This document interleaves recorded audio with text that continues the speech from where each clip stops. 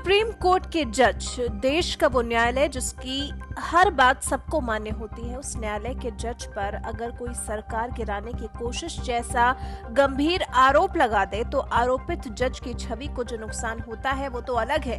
सर्वोच्च न्यायालय को लेकर जो लोगों के मन में शंका पैदा होती है वो ज्यादा घातक हो सकती है। लेकिन न्याय सबको मिलना चाहिए, जो गलती कर रहा है उसे सजा भी मिलनी चाहिए।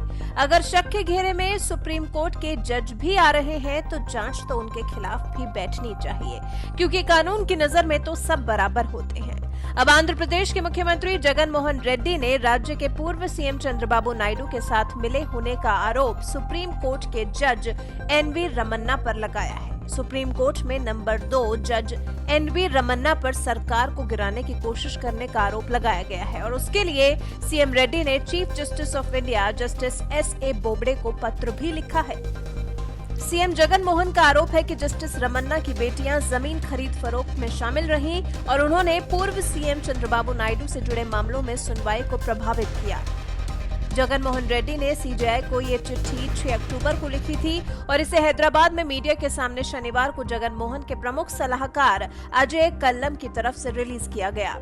चिट्ठी में उन मौकों का भी जिक्र किया गया था जब तेलुगु देशम पार्टी से जुड़े केसों को कुछ सम्मानीय जजों को सौंपा गया था। साथ ही कहा गया, मई 2019 में वाईएसआर कांग्रेस पार्टी के सत्ता पर बैठने के बाद से जब से चंद्रबाबू नायडू की सरकार की तरफ से जून 2014 से लेकर मई 2019 के बीच की गई सभी तरह के डीलों की जांच के आदेश दिए गए हैं, तब से जस्टिस एनवी रमन्ना राज्य में न्याय प्रशासन को प्रभावित करने में जुटे हुए हैं। सीएम जगन मोहन रेड्डी का आरोप है कि जमीन लेन देन को लेकर राज्य के पूर्व एडवोकेट जनरल दमलपति श्रीनिवास पर जो जांच बैठी उस पर हाईकोर्ट ने स्टे दे दिया, जबकि एंटी करप्शन ब्यूरो ने उनके खिलाफ एफआईआर दर्ज की थी।